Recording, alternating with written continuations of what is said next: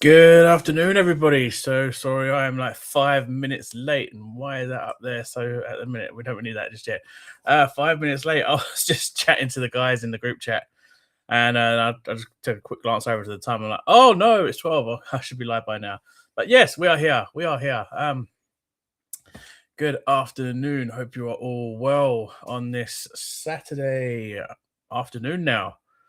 We are all here for the, if I've done it right, Newcastle United versus Sunderland Matchday 31 match preview. It is Derby Day tomorrow. Big things need to happen. Result needs to happen, especially for Newcastle, as you know, all us fans definitely need this win. If you are new around here, do please hit the like, subscribe, and turn on notifications as well, so you don't miss any future videos that come out, for whether it be the blooper show or previews or reviews, so you can see me rage. Other than that, let's crack on into the preview. I will show my prediction at the end of the video. So if we jump over to the other screen, we can get the preview going. So here we are. As you can see, Newcastle United versus Sunderland. We are a 12 p.m. kickoff tomorrow.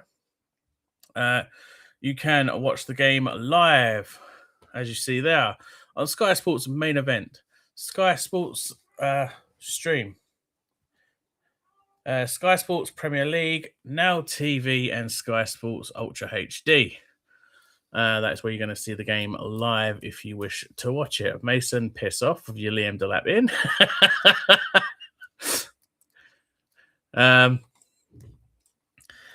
Referee has been confirmed as Anthony Taylor. He will take charge in the middle of the pitch. Not one of my favourites, but, you know, fine. We'll have to deal with that. Insights for both sides. Newcastle United have dropped 19 points from winning positions this season, second most in the league. Newcastle sit 9th but rank 6th in the XG table, underperforming by 3 positions. So that's not good. Newcastle kept their first clean sheet in months during last week's 1-0 win at Chelsea. And Nick Pope ranks 3rd in the Premier League for saves per match this season. But I'm really hoping that Pope does not play tomorrow. For Sunderland, Sunderland have won 16 points from losing positions this season, second only to Aston Villa. Sunderland sit 13th but rank 19th in the XG table, overperforming by 6 positions. A win for Sunderland, a win would see Sunderland leapfrog Newcastle in the table. That's what we don't want to happen. And Sunderland have a minus 16.05 XG difference this season. How both managers will predicted lineup go. For us, it'll be Ramsdale in goal. Good. I'm all aboard on that. I don't want to be seeing Pope there. Lewis Hall at left back, Sven Botman and Malik Chow as a centre back pairing, and Tino Livramento as the right back. I am fully on board with that. I do not want to see Dan Burn or Kieran Trippier in that side. So fully on board with the goalkeeper and the back line. Jacob Ramsey and Joe Willock as the central midfielders. I mean, I'm okay with that. But if Tonali is fit, as rumours are saying that he could potentially feature, then I'd have Ramsey and Tonali there. But if Tonali is definitely guaranteed to be out, then yeah, I'll be satisfied with Willock there as well. So Ramsey and Willock as the centre midfield pairing. I do not agree with Joe Linton being on the left wing. So that's already red flags there. But, well, red flags for that entire attacking midfield role line. None of them for me, but everyone knows my thoughts on Alanga. Absolutely cannot stand the player. Absolute waste of money. Absolute waste of space. Yes, you can debate whether he performed really well against Barcelona, but come on, he scored 2 tap-ins. The rest of the game, he was either losing the ball or falling over, and unless it was just a tap in, then he was poor, as he has been for the entire season. I'm not a fan of Alanga. Should never have brought him. Everyone knows my thoughts on him. Apart from a Mr. PD of Proudlock, who absolutely loves Alanga. I mean, you know, he's number one fan. But yeah, going that back line, attacking midfield line. Joe Linton left wing, no. Voltemada centre attacking midfielder, no. Alanga right wing, no. But assuming as we have no other right winger other than Jacob Murphy, and he's been so badly out of form for most recently. So it's like I've got no option but to play him, because obviously Eddie Howe will not play a single youth player. And then Gordon as the striker, again, no. So from attacking midfield line to striker is huge no for me. I want to see Nick Voltemada as the striker in the number 9 role. I want Gordon back on the left-hand side. Maybe even move Joe Linton into the cam role. And I suppose you might as well have Alanga on the right side, or put Harvey Barnes there, because at least Harvey Barnes tries and puts in an effort. So, yeah, okay, fine. Because of his 2 goals against Barcelona, have Alanga there on right wing. Gordon on the left wing, Alanga right wing. Joe Linton. Actually, no. I will put Joe Linton where Jacob Ramsey is. Have Ramsey where Voltemada is. So Ramsey in the cam role. Joe Linton in the central midfield role. Gordon on the left wing and Voltemada as the striker. That's how I would put that team out. But yeah, other than that, the back line is perfect. That's how I want to see it. And the goalkeeper, perfect. That's how I want to see it. But Ramsey to cam, Voltemada to striker, Gordon to left wing, and then Joe Linton to centre midfield. And I'll be happy with that team. For Sunderland, I mean, no one really cares. But they're going to have, predicted to have Elborg in goal with Hume, Mukiele, Alderete, and Reinildo as their back line. Granit Xhaka, Sadiki as their centre midfield pairing. Lefay, Diarra, and Rig as their attacking midfield line, with Brobby up top. So for the injuries and suspended players, Tonali has a thigh injury and is doubtful, so he'll have a late fitness test. That's changed from yesterday, as it said that Tonali could possibly be out until roughly mid-April. But I'm happy that's changed now to say doubtful. Emil Kraft out early June. He is out for the rest of the season. Fabian Schär is close to a comeback, but again, I think he's done for the season. And Bruno Guimaraes has a muscle injury, mid-April return date. I think everyone's been saying that he will be back roughly around, just after the international break. So we're going to get 3 weeks off there, so that's plenty of time to recover. You got the 2 weeks of internationals, and then you got the FA Cup. So we ain't in the FA Cup no more. So we're going to get our 3-week break. So Eddie Howe can't complain that we're not getting enough time to train, because you're now going to have 3 weeks to train those players. 2 weeks for the ones that don't get called up, and then an extra week for the entire team. So no excuses on this one.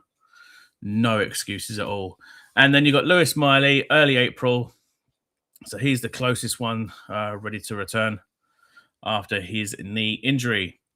For Sunderland, Robin Roofs, however you pronounce his name, has a hamstring injury. He is doubtful. So does Dan Ballard. Also have a hamstring injury and is doubtful. So I'm guessing both will again have late fitness tests ahead of the game. Well, most likely have their late fitness test today to see if they will be ready for tomorrow. Traore, knee injury, early May. So I'm guessing that his season is over.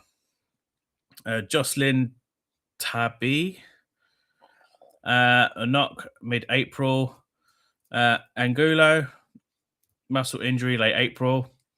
And Mundell has a hamstring injury late May. So you're guessing Mundell is out for the season.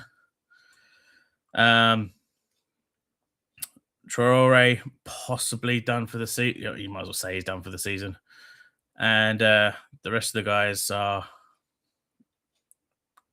close to returns. We'll go top goal scorers first. Top goal scorers for both sides. This is just the Premier League only, not in all competitions. Bruno Guimaraes is our top goal scorer with 9 goals in the Premier League. Because Gordon is already in double figures, but this is just for the Premier League, not in all comps. He has a foot rating of 7.63, 9 goals, 4.82 XG, 4 assists, and has played 23 games this season.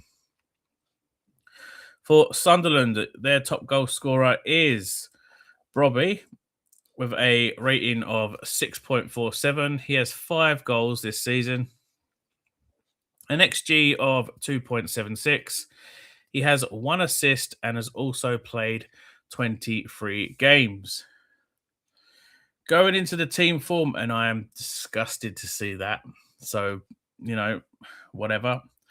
For Newcastle, we beat Manchester United 2-1 with the amazing Super Willasula winner right at the end. We then can't be bothered to turn up against Manchester City before putting in an excellent performance against Barcelona in the Champions League, drawing that 1-1. Then we headed down to Stamford Bridge, where we defeated Chelsea 1-0 and won there for the first time in in 14 years. Sorry, let me just wet the whistle. So yeah, we beat them for the first time in 14 years down at Stamford Bridge. So after the Barcelona result, after the Chelsea result, you think, fine, yep, great, we're going to match Barcelona toe for toe and really go for it in the second leg and try and get ourselves into those quarterfinals of the Champions League. Did we fuck? Did we fuck? Now, first half, brilliant. I've got nothing to say against the Tide for that first half. Whatever Barcelona threw at us, we threw right back at them. They go up. We went on and grabbed ourselves an equaliser. They went and got a second goal. Okay, we said, fine. We'll play your same game. We go and get an equaliser. Then they had that penalty right at the end of the first half. But okay, fine. Yes, it was definite penalty. Trippier was holding on for way too long. Definite penalty. We go in 3-2. So your initial thought is, okay, look, we've matched them. Whatever they've thrown at us, we've thrown right back at them. So second half, go out there, do exactly the same. Go grab an equaliser and then, go super defensive and try and catch them on the counter. Go out there and get yourself a winner. Win this game. Win this game 4-3 on the night. And then we can win it 5-4 in aggregate. Perfect master plan. No, You got typical Eddie Howe fashion, like he's done many, many times this season. We go in at halftime. He has his halftime talk. We come out in the second half and throw everything away. Like I said in my short, if you haven't checked it out, that second half we came out with our shorts down, completely lubed up and bent over, and every single Barcelona player had their way with every single player on that pitch. And I do not blame Ramsdale for any of those 7 goals conceded, because our back line massively let him down. I mean, you can agree or disagree. Let me know in the comments, but that back line massively let Ramsdale down. But I'm seeing that as Eddie Howe will use that as an excuse just to get Nick Pope back in that side for tomorrow. For Sunderland, they lost 3-1 to Fulham. They drew 1-0 with Bournemouth. They had a nice little win against Leeds, 1-0. They lost to Port Vale, which is quite funny. They also lost to Brighton. So they had I will admit, even though they are probably our most fiercest rivals, I will admit they have had an incredible start to this. They did have an incredible start to the season. They have been playing some really good football. They have been scoring plenty of goals. They've been doing really well. I can't deny it. I will admit it. They have done really well.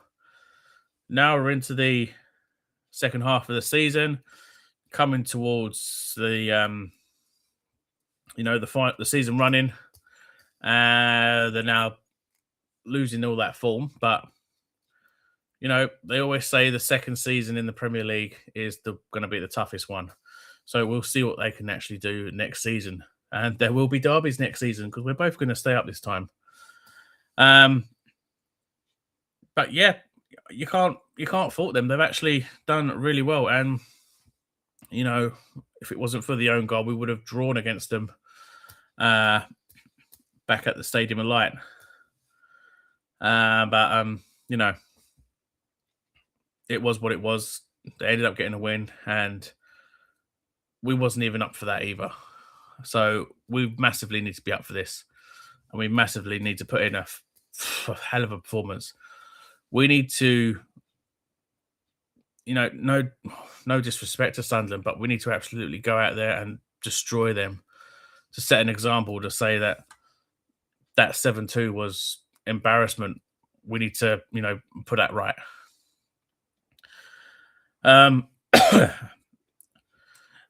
Let's see. We go to.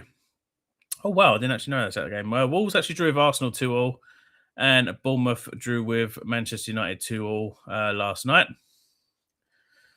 If we go to our head-to-heads, this isn't the full head-to-heads, but as you can see, the most recent head-to-heads have gone with Sunderland having 7 wins over us. We have 3 wins over them, and we have 4 draws.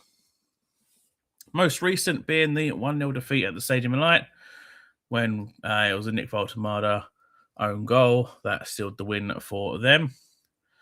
In the FA Cup, we beat Sunderland 3-0. Previous to that, we have to go back as far as 2016 in the Premier League when we drew 1-1 in that game. I believe that was still under Rafa Benitez, and we were 1-0 down before Alexander Mitrovic grabbed the equaliser near the end, if I remember rightly on that one. Then previous to that, we had that horror show against Sunderland, defeat after defeat after defeat after defeat after defeat. A few draws were in there. And then we had to go back as far as 2011 before we got our last win against them. And that was only a 1-0 win. So, yeah, Sunderland have had the bragging rights in recent years, which is not very pleasing, to see. But, yeah. Going into the Premier League table, we currently sit in 9th place on a 0 goal difference. So it's not bad, but We've leaked in so many goals. Sunderland sit in 13th position. They have a -5. They are level across the board there. Played 30, won 10, drawn 10, lost 10. For us, played 30, won 12, drawn 6, lost 12. So it's shocking with our amount of losses.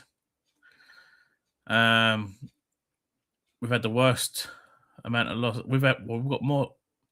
Yeah, we're the only team with the worst amount of losses in the top 10. Scored 43, conceded 43 for Sunderland. Scored 30, conceded 35. I don't know why. Apparently, we're playing 2 games because Sunderland have got Crystal Palace, and Sunderland have got Newcastle. Then Crystal Palace have got Newcastle. I think that's because of the cup. A win for us would give us 45 points, which, I mean, unless we win by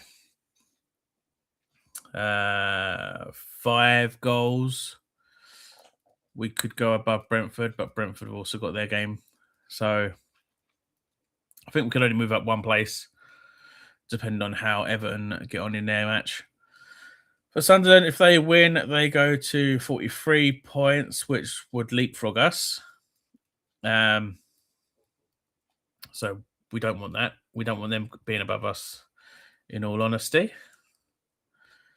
Top of the table, you see we still have Arsenal up there. We're 9 points clear at the top. They have Bournemouth, who are down in 10th place. The bottom 3, still West Ham, Burnley, and Wolves. Tottenham are getting very, very, very close to that bottom 3. And they've faced Nottingham Forest as well. So if Forest pull off a win and get an upset on Spurs, they would leapfrog Spurs. If West Ham was to beat Aston Villa, then it's going to be very, very,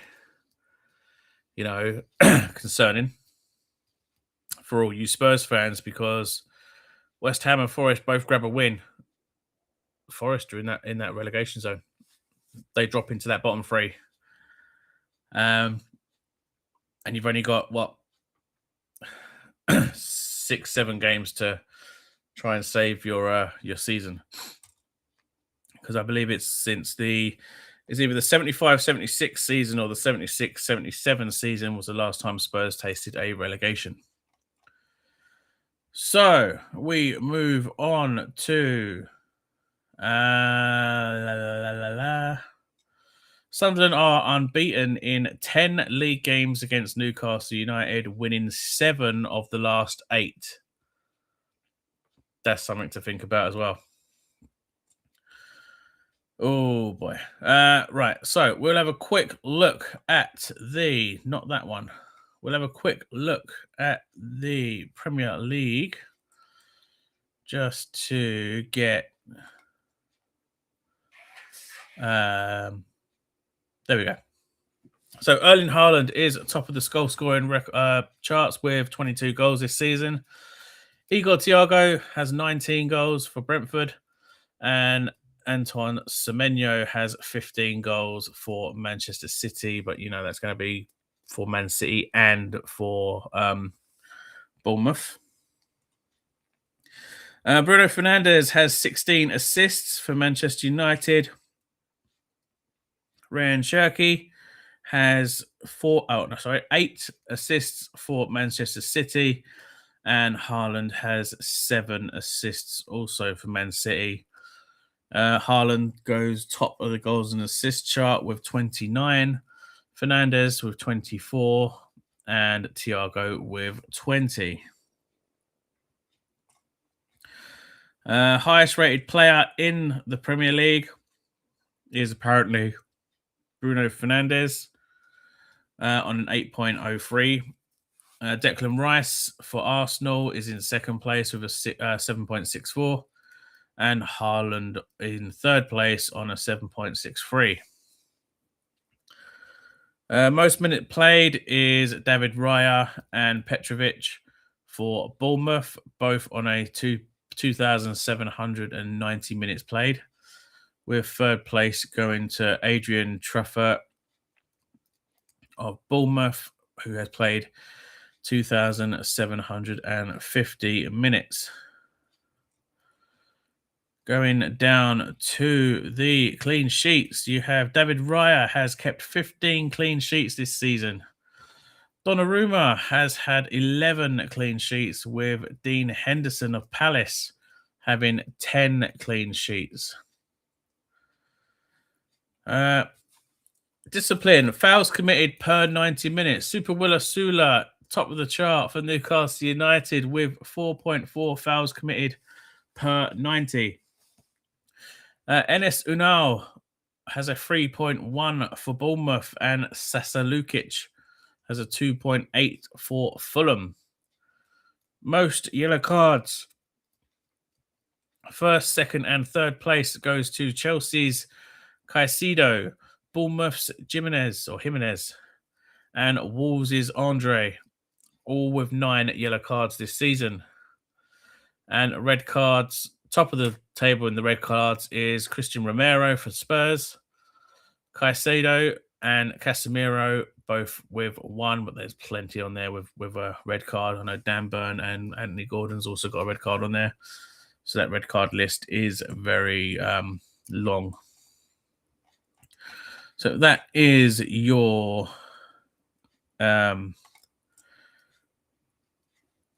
stats for the Premier League. As you can see, Bournemouth and Manchester United drew 2-2 last night. Going into today's fixtures, you have Brighton versus Liverpool, which is currently on now that I'm watching. We do know that Brighton are quite the bogey team for Liverpool, so I kind of do fancy Brighton in this game. Kind of do fancy them.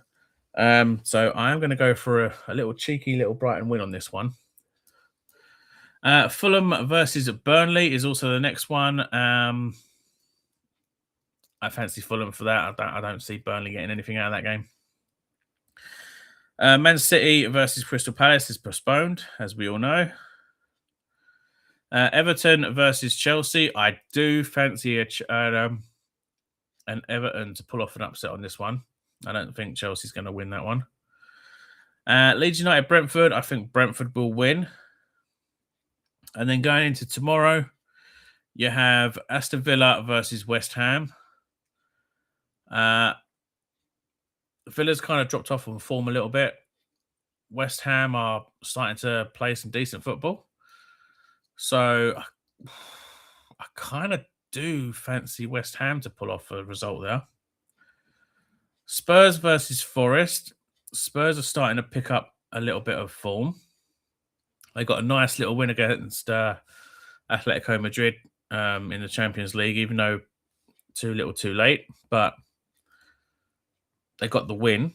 They also drew with Liverpool. So could it be the spark of the turnaround that they've been waiting for? Who knows? I probably see a draw written all over this game.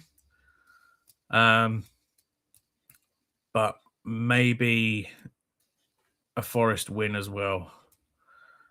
Do I see Spurs winning? Oh, I don't know. I'm not entirely sure. If it was, I probably would say a draw. The game has a draw written all over it. But if one was to win, I would say Forest. And then on Friday the 10th, you have West Ham versus Wolves. That should be a I don't know, because Wolves are starting to play some decent football now. And again, as I said, West Ham are performing. So I probably would say, I don't know. I want to say West Ham, but I think Wolves could pull up an upset in that one as well. That'd be an interesting one to watch. That will be an interesting one to watch, and I probably will watch that game. But other than that, we are here for the main one, the piece de la resistance. Anthony Taylor is the referee again, as I will confirm. We are at St James's Park, so we will have our home crowd, hopefully being the 12th man. So, who will win? That is the question. Obviously, I'm going to go for a Newcastle United win. So, we have currently, if you can just see it there, 20,387 people have voted. 20,386, well, because of me being the most recent one to jump on there. 23% of those voters think that Sunderland will get the win. 19% of those voters will think it's a draw. And 58, just over half % of those voters are going for a Newcastle United win. Trolls, welcome in. Hope you're well.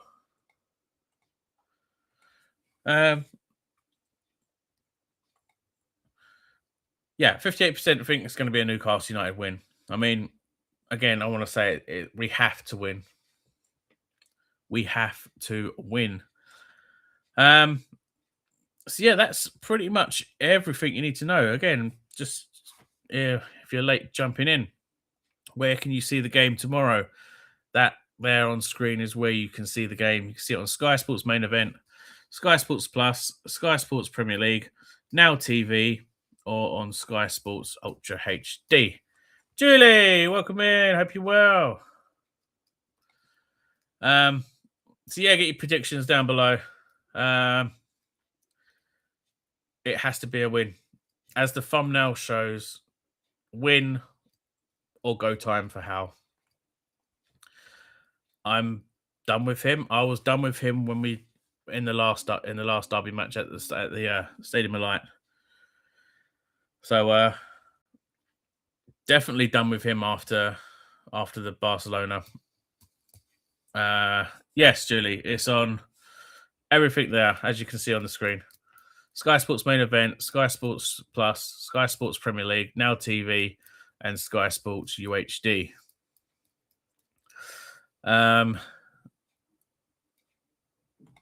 6-0 to us, we'll batter them. I really want us to do. For me personally, we need to set an example, especially after that horror performance in Spain. Clean sheet is a must. Again, for my lineup, I'm happy with Ramsdale in goal. I do not want Nick Pope there. That back line, I am fully happy with. Hall, Botman, Chow, Tino. Do not want to see Trips in there. Do not want to see Burn in there. That back line, perfect for me. This is a complete mess. I'll have Ramsey as the cam, Voltemada as the striker, Gordon as the left winger, then Joel Linton as the centre midfielder. Alanga, I mean, like I said, everyone knows my thoughts on Alanga. I can't stand the guy, but he did okay against Barcelona. He scored a couple of good tap-ins, and even though when he did have the ball, he lost it or fell over. So, yes, he scored, so he keeps his place. But yeah, Ramsey to Voltemada to Gordon to Joelinton, Joelinton to Ramsey. So just swap these guys around. Willock stays there unless Tonali is ready to play. Otherwise, I'm happy with Willock being there. There will be a lot more fans calling for How's heed if we lose tomorrow, and Howe plays Trips ahead of Tino again too. Like I said, I don't want to see Nick Pope in that squad. Not Tino, sorry. I don't want to see Trips in that squad, and I do not want to see Dan Burn in that squad. I'm still quite annoyed with the international call-ups. Burn being called up, I don't see why. The amount of mistakes he's been making recently and how slow he is, he does not deserve an England call-up.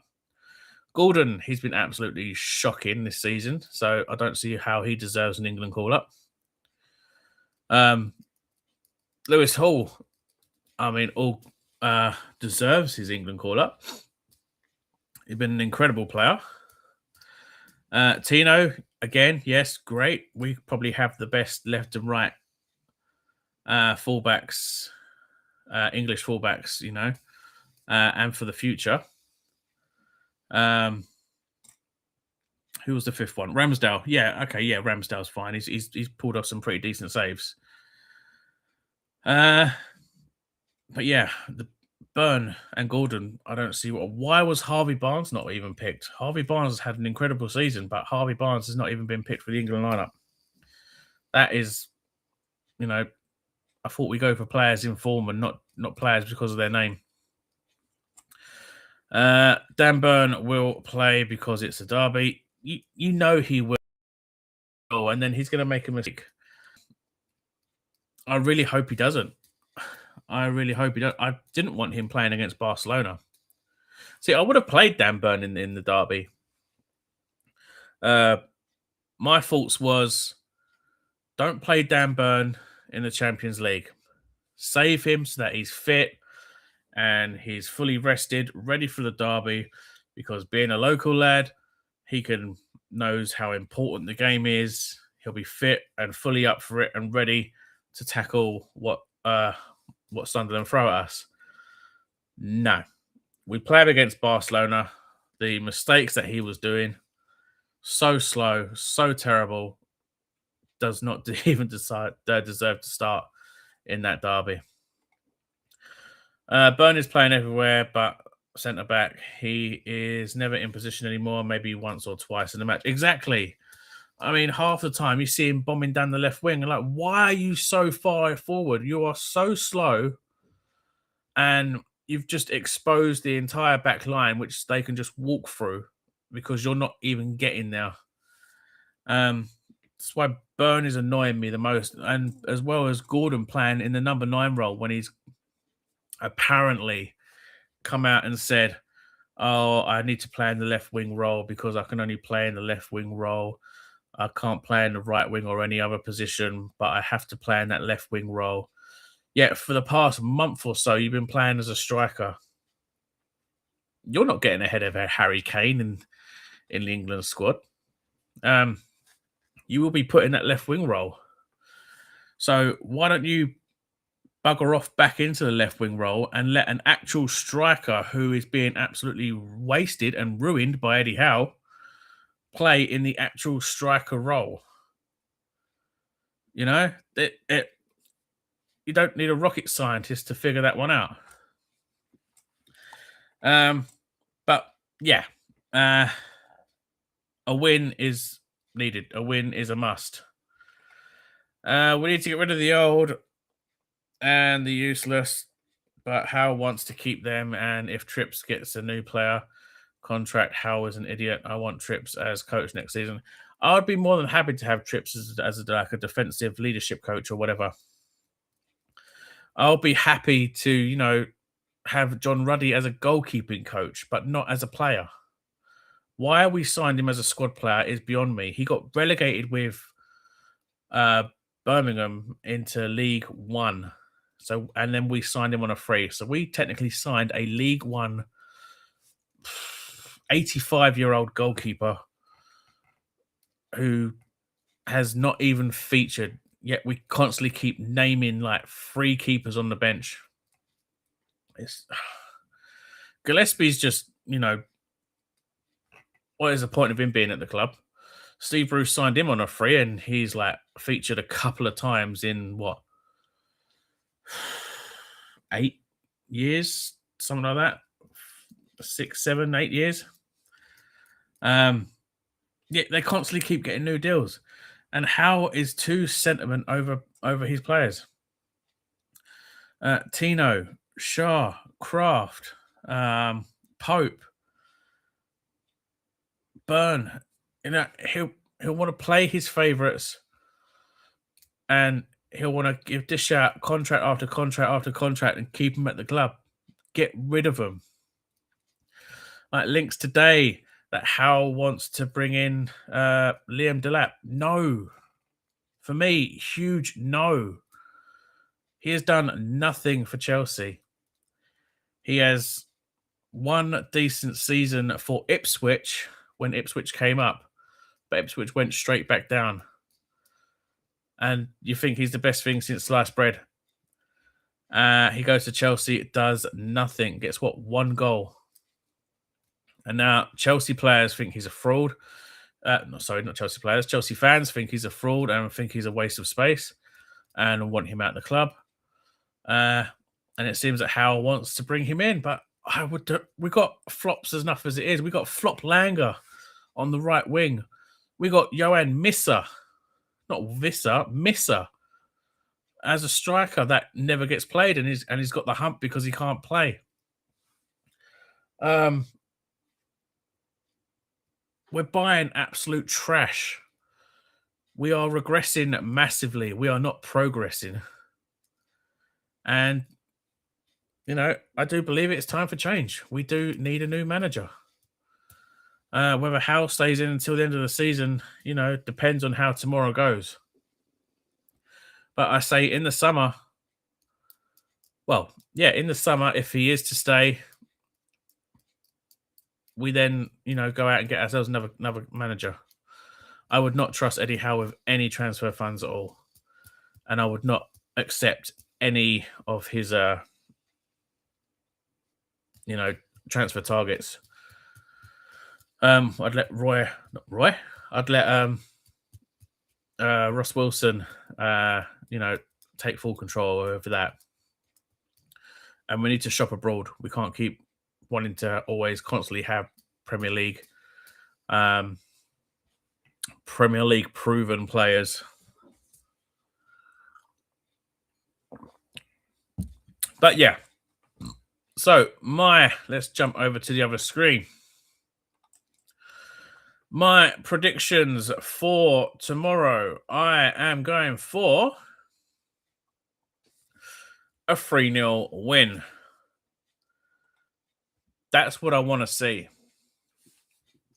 I want to see a clean sheet. I want to see a dominant display. I want to see goals. I want to see a 3-0 win. Anything less, then Howe goes. We draw, Howe goes. We lose, Howe gets a steel toe cap right up the rear end outside of the stadium. Boot the fucker out. I want 3 points tomorrow. I demand 3 points tomorrow.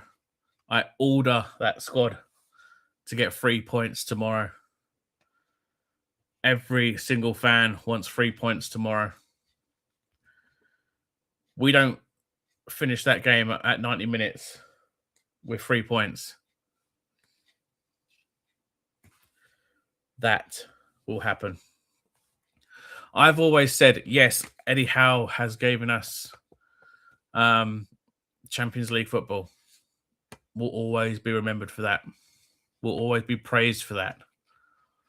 Yes, Eddie Howe was the first to bring us a trophy in 70 years. Deserves all the praise for that. Will always be remembered for that.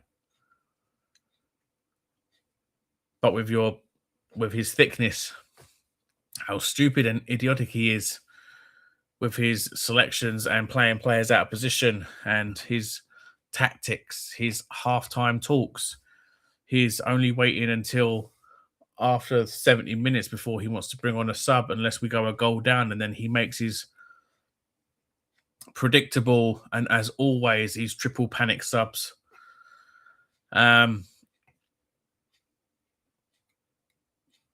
He's lost it. He's completely lost it. So,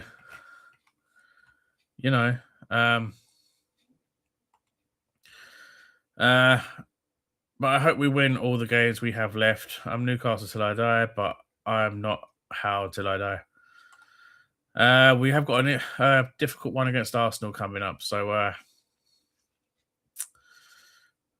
I I'd love to win all the rest of the games. I really would. But for me personally, I think the season's done for us. We got no Europe. We got no FA Cup. We got no Carabao Cup. The way we're going, I don't see us finishing in a European position. Would struggle to see us finishing that top 10. So if we can beat Sunderland, may give a little bit of a boost, a little bit of confidence going into the international break. But as it is for me, I think the season's done. If we definitely lose tomorrow, then the season's definitely done. And, is there any really point watching the rest of the season when there's nothing to play for? Delep might be good for us, to be honest. I mean, it depends on how he's managed. I know Mason's saying that he's being managed. He's not adapting to their. Well, he's not adapting. He's not. He can't get on with Chelsea's style. But then you got to think about, is he even trying to adapt to their style to better his play? But with Delap, I think he prefers a strike partner. And with us, he won't get a strike partner because we don't play with two strikers. And if we was, Gordon would still hog the ball because we know Gordon will play. If Howe was French or any other nationality, he would have been sacked in December or January. He would have done. I mean, just because there's apparently a lack of English managers in the Premier League, there, and he's been the first English successful manager in some time, something like that. He deserves. He's immune from the sack, but he's not bigger than the club. No one's bigger than the club. Because he flopped at Chelsea, he might be excellent for us. We do tend to go for Chelsea flops that end up performing. I mean, we had Damien Duff, we had Scott Parker, we had Babayaro. I remember him; he was our left back as well. We've had a fair few Chelsea players, I believe. I'm trying to think of some more now.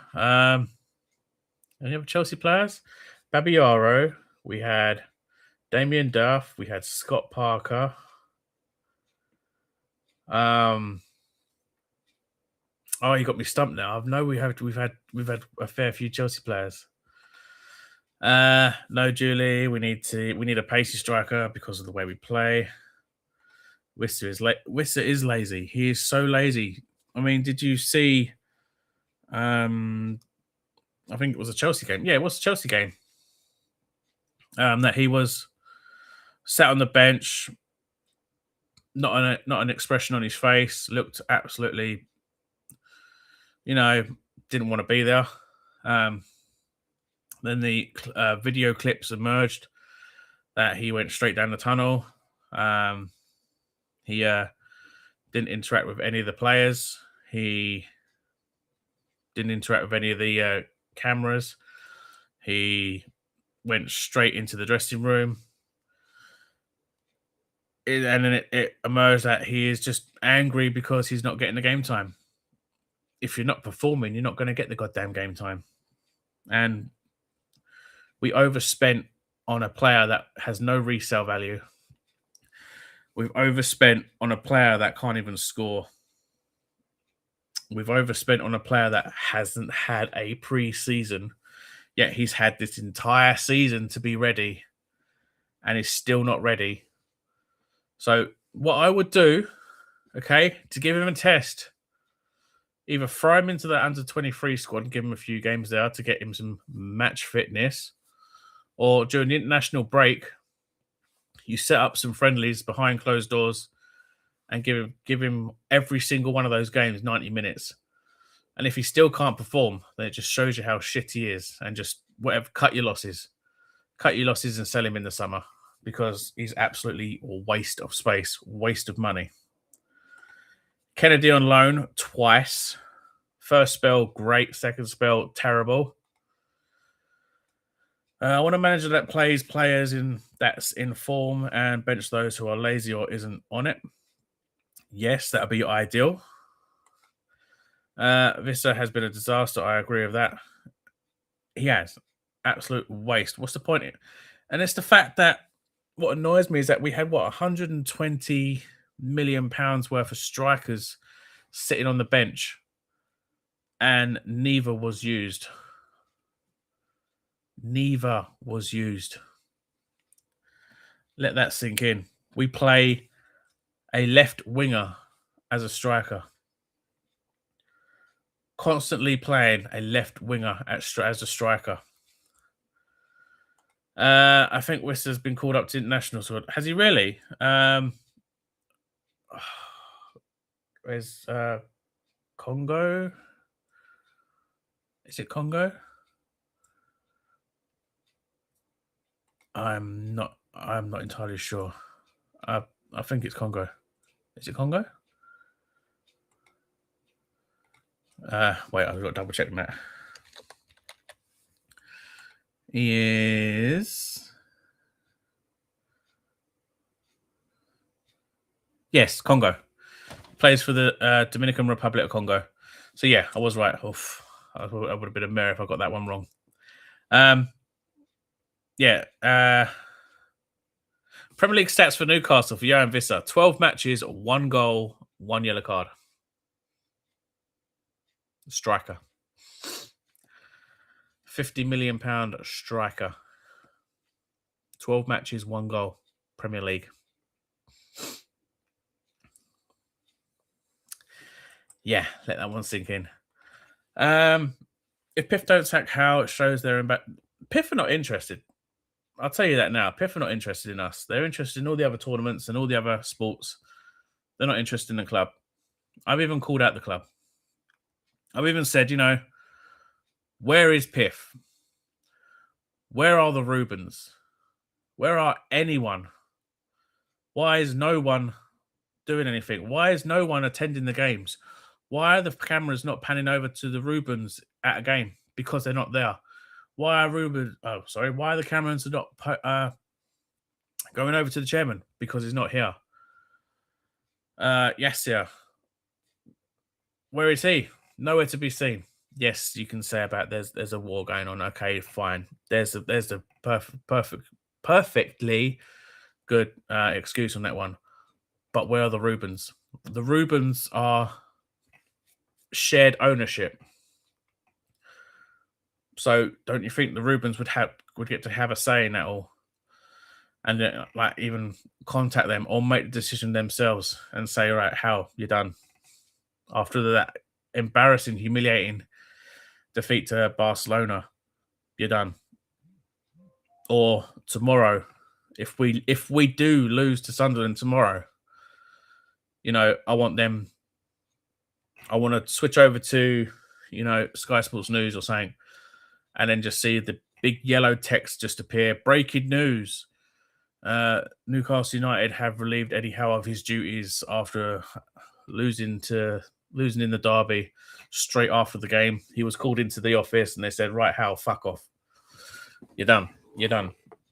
And then Jason Tyndall will follow him out, because all day Jason Tyndall ever does is seems to pick up a yellow card on the touchline. I've seen that many times. He even got one against Barcelona. When the ref was looking at the penalty decision, he got in. Well, he was basically saying something to the ref whilst the ref was trying to look at the VAR screen, and got himself a yellow card out of that. That's all Tyndall seems to do, is just get yellow cards. But yeah. Should play Visser in the under-21s to get his levels up. Yeah, exactly. Play him in the under-21s, under-23s, whatever. Or, arrange some behind closed door friendlies in the international break if he hasn't been called up, that is, just to get him some match fitness. Who's to say he's going to go off to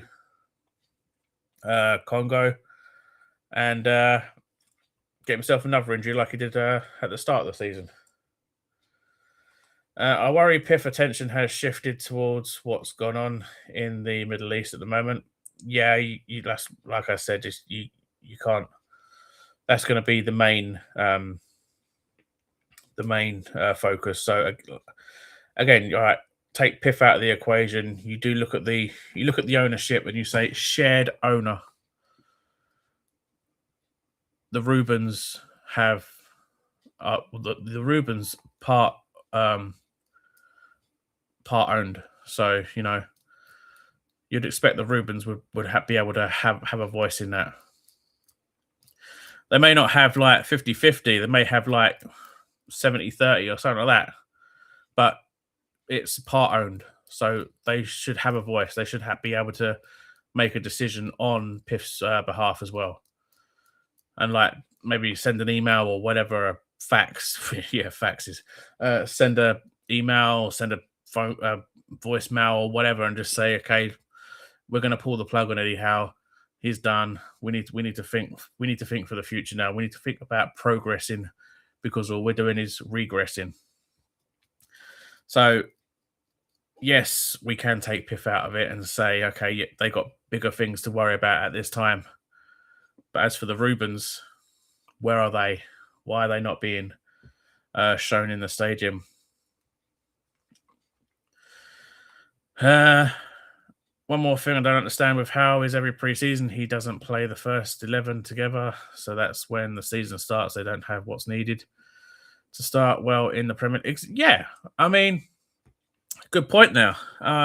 As I've seen, every pre-season, we play youth. Hallelujah. We play youth in pre-season. As soon as it comes to the start of the season, youth is nowhere to be seen. Ashby, for the past 2 seasons in pre-season, he has played, he has scored, he has assisted. As soon as it comes to leagues, as soon as it comes to the opening game of the season, shoved out on loan. There's a perfect right back there for you. We're not given a chance to. Sanusi, Hearn. Here we go. Now you got me thinking now. Sanusi, Hearn, Ashby, Park Seung-soo, Neve. There's 5 there, just off the top of my head. All deserve, first team football. Sanusi's out on loan at the minute. You've also got Cordero, who is out on loan. Touted as a huge talent, not being given a chance. As soon as he come in, out on loan. We got that Georgian. I think it's Georgian kid. He's a striker that is outstanding. I mean, he's come back from a massive injury, so I wouldn't expect him to come straight into the squad. But he's come back from a massive injury and he scored on his debut. So it just shows what talent he has. Will he get a chance? I'm guessing not. We have an amazing youth team. We have an amazing players in our youth squad. Howe will not turn to them. Howe does not trust the youth. Howe absolutely is stupid. An absolute idiot. Give the youth a chance. Look what Arsenal's done with Dalman. Look what go back to many years ago. Alan Hansen. You won't win anything with kids. What did Man United do that season? They won the fucking Premier League with kids. Give the youth a chance. Salias, is that his name? I believe he's got a really long first name that begins with like a V. So yeah, if that's him. But yeah, we've dragged on long enough there. We've gone on for about an hour. So guys, let me know your formations. Let me know your squad in the comments. That messaging area down below the comments, and let me know your score predictions.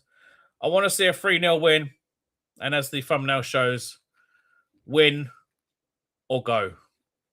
And that's pretty much how it's going to be. Eddie Howe, you better get it right. Play Voltemada up front. Do not put him in midfield. Do not play Dan Burn. Do not play Kieran Trippier. Do not play Nick Pope. Do not play Anthony Gordon as a striker. Play him on his left wing. Or put Harvey Barnes there instead, because Harvey Barnes is a better player in my personal view.